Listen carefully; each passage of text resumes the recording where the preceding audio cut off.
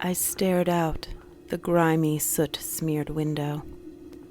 A single spiderweb crack ran through the pane, emitting a tiny draft. The city that lay beyond the glass was not much better. Full of dirt and noise, people overcrowding the streets and alleys, factories spitting their poisonous clouds from chimneys, the smoke and ash staining everything and everyone. Behind me, the bare room was full up. There were 7 of us living in this one cell-like room. 7 of us trying our damnedest to stay off the streets. Behind me, Gertrude and Ralph were arguing over something yet again. Gertie's thin, shrill voice rising higher and higher as she tried to argue against Ralph's deeper baritone. The timbre of their voices washed over me, hard and sharp, just like everything else. Just like my life. I tried to focus my gaze on the columns of the temple to Athena that stood on the highest point of Port Apollo, furthest away from the noise and dirt of the harbor, and from the narrow alleyways full of the poor workers. I tried to drown out their endless bickering. This room was at least better than a penny sit-up, if for no other reason than it was our own. Suddenly, Gertie's voice turned into a shrill screech, and there came the sound of a slap, the cracking sound of skin against skin contact. Then nothing but sobbing. Turning around, I walked through the maze of mats on the floor and made my way to the door, ignoring Gertie's tears as I shut the door behind me. The hallway was even more barren than our room, the paint and plaster peeling from the walls, while the wood planks of the floor were grooved from continuous foot traffic. I made my way down the narrow stairs and opened the door that led out onto the street. Pulling my tattered wool shawl tightly about my shoulders, I turned away from the crowds, hurrying down toward the harbor and the incoming merchant vessel.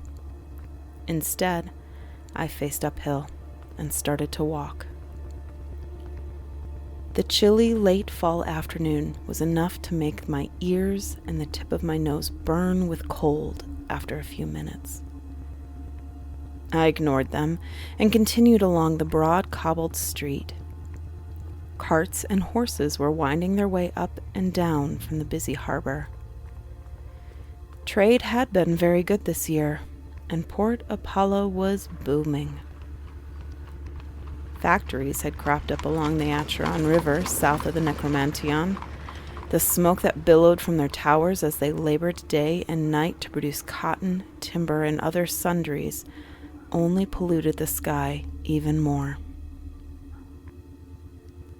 Pausing at a street corner, I leaned against a building wall and willed my breath back into a semblance of order.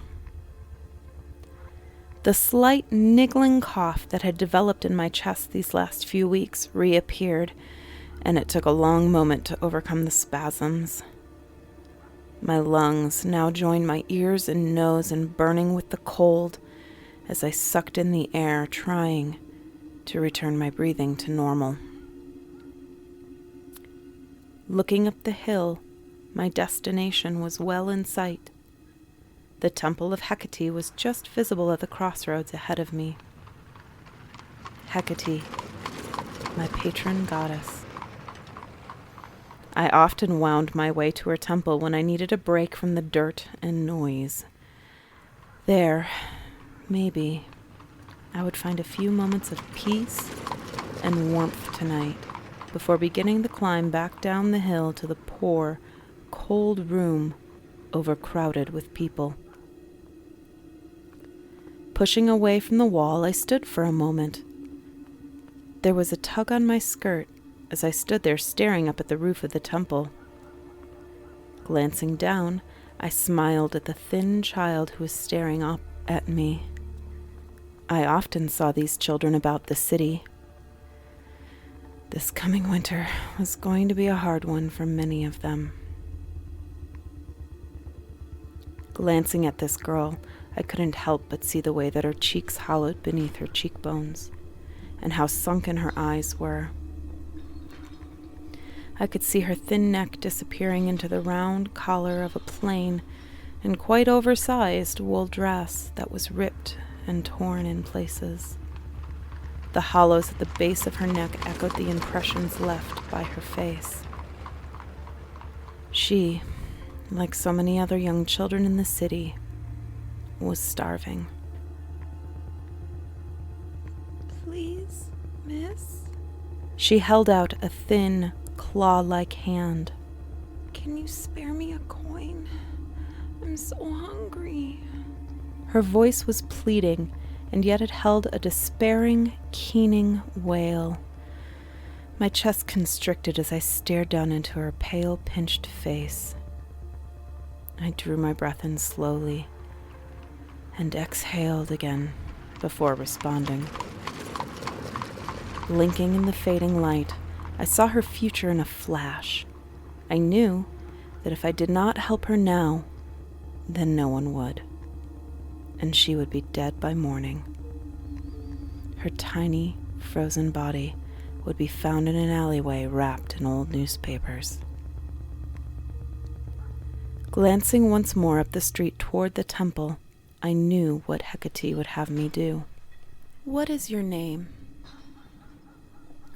I watched her eyes go wide as she stared up at me.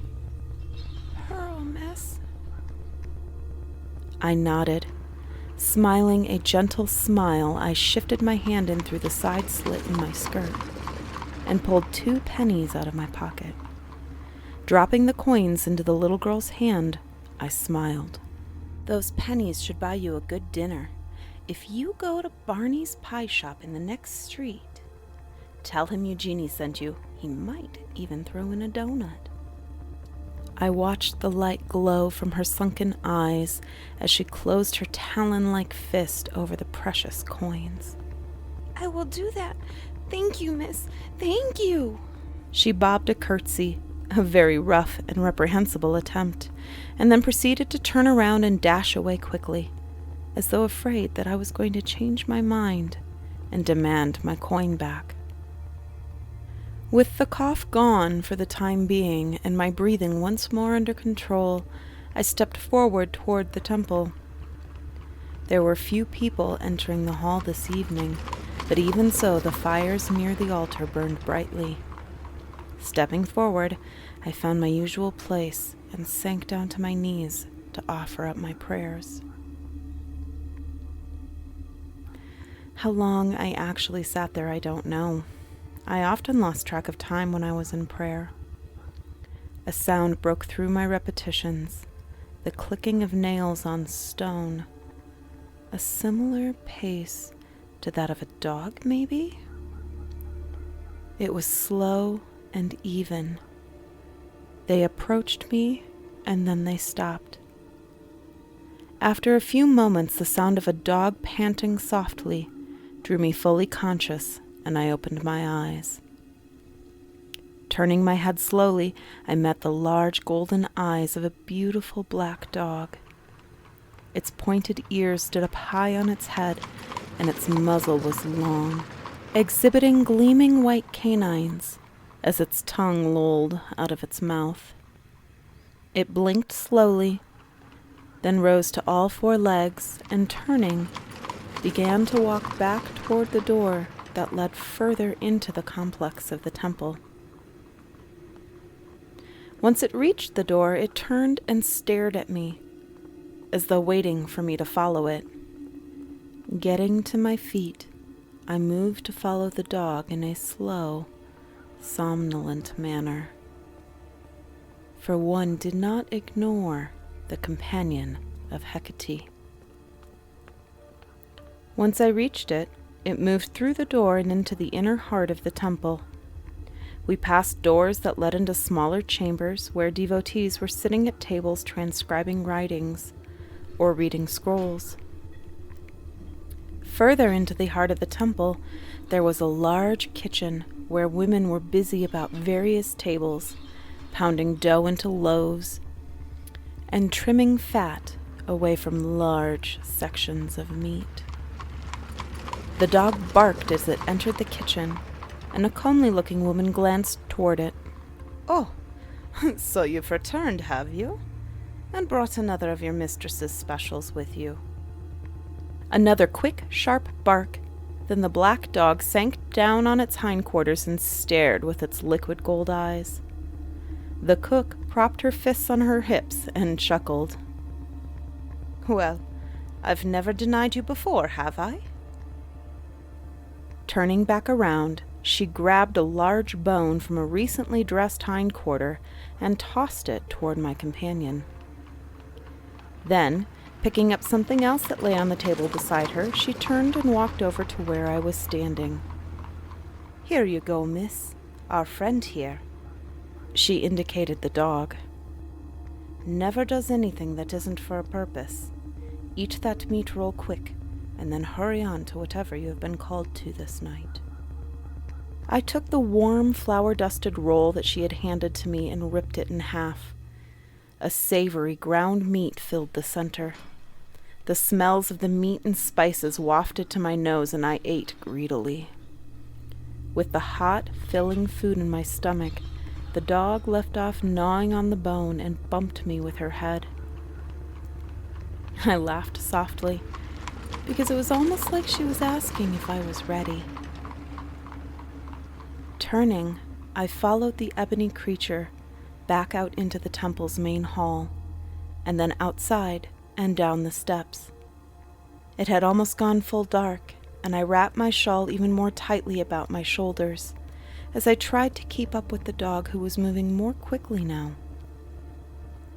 Down a side street, through an alley, across a plaza, she led me on a pretty chase before stopping in a wintry park by a gazebo. A single figure sat in the gazebo, a black cape obscuring their face from my view. The dog trotted up and sat down beside this figure before turning its head and staring at me as though saying, "Well, what are you waiting for?" I stepped hesitantly forward, and as I entered the gazebo, the figure stood up. A small, long creature ran out from beneath her dress and came toward me, chittering warningly. A rich, warm sound emanated from the hood of the cape. A soft, chuckling laugh. "Don't mind her. She's very protective about those who come near me." Looking down at the dark brown polecat with its white mask and sharp teeth, she whispered a few words and it ran back to her. Scaling her dress as though it had been doing it every day, it perched on her shoulder. "Thank you for listening, Eugenie." She sank back down on the bench she had occupied and patted the empty space beside her. "I was a little fearful that you would not follow my black hound, but I had a feeling, when you shared what little you have with our young Pearl, that you would indeed follow my messengers." I moved forward hesitatingly, and almost against my own will. If I were to believe her, then I was actually in the presence of my goddess Hekate herself. Sinking down onto the stone, I tried to make sure that I was not touching a single part of her clothing or cloak. A movement made me flinch back, but she was simply lifting her arms, clad in long black gloves, to draw back the hood of her cape from her face. In the limited moonlight that came through the clouds and smoke, she was very beautiful. But in the dark, it was hard to tell for sure. "What do you require of me?" My lips trembled as I spoke, still trying to come to the realization that I was sitting face to face with the goddess that I venerated. I knew that after this night, nothing was going to be the same. Hekate reached over and laid a hand upon my knee. Not much more than you have done already in my name. Through my skirt and petticoats, I could feel the warmth of her hand. Little Pearl, whom you fed this evening, is important to me. I need you to help me bring her to the temple, where I can safeguard her. She paused for the briefest moment. And you were quite right. She would have died this night without your interference. Do not doubt your visions, child, for I have sent them. I shook my head.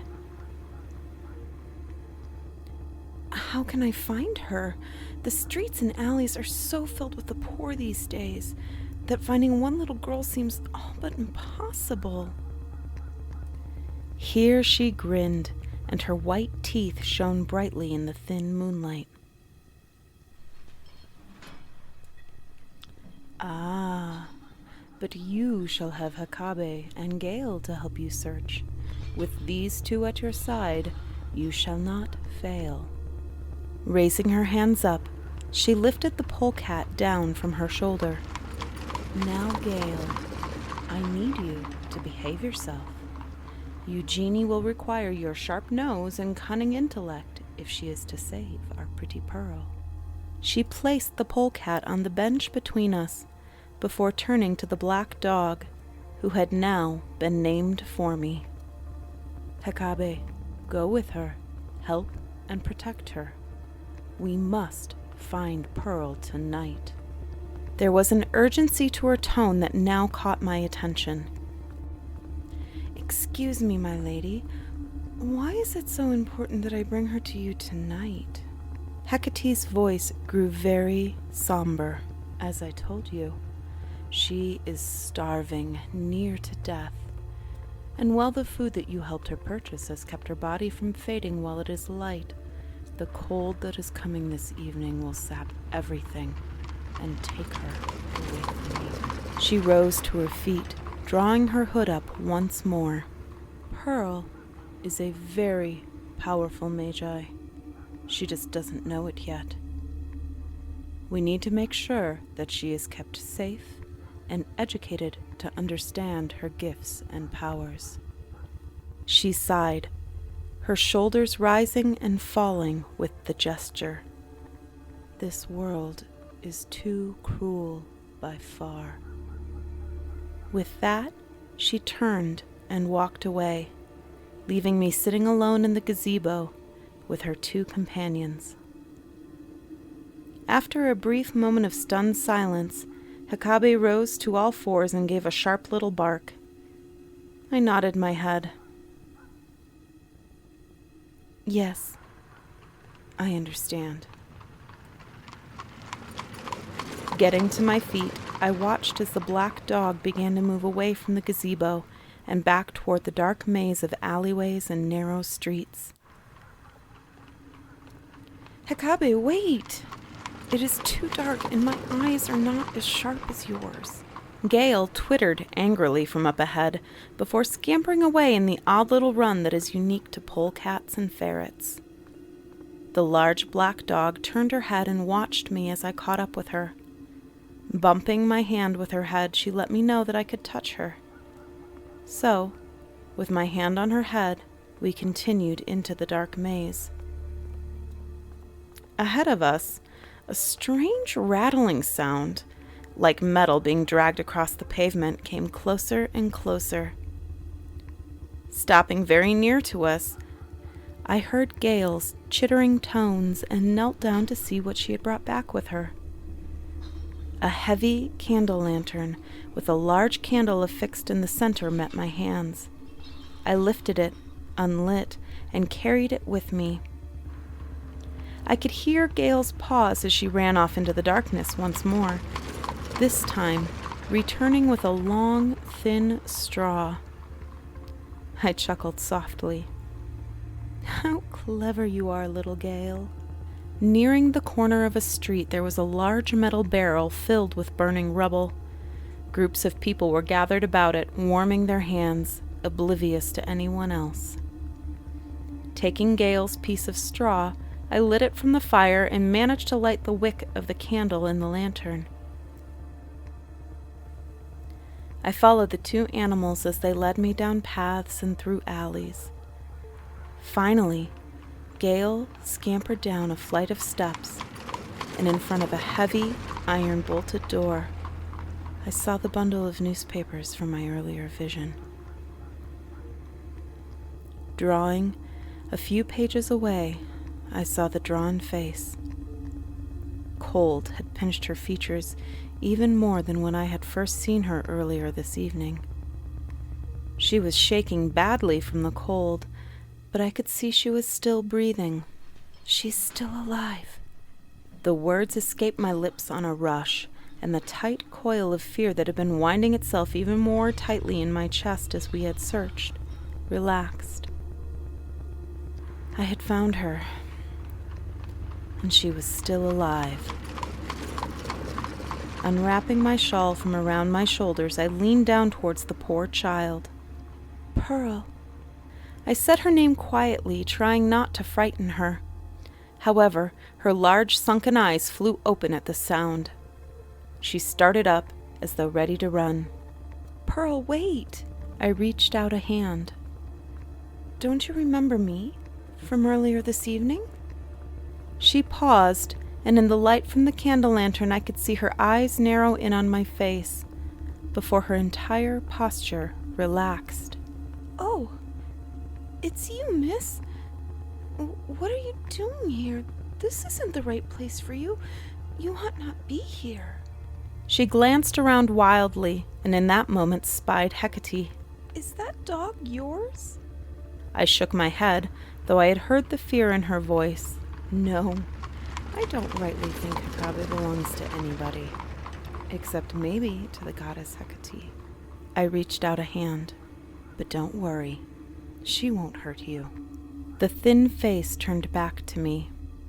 Why are you here, miss? I ain't done nothing wrong. Reaching out a hand, I offered her my shawl, and she grabbed it eagerly. That is a story for another time, Pearl.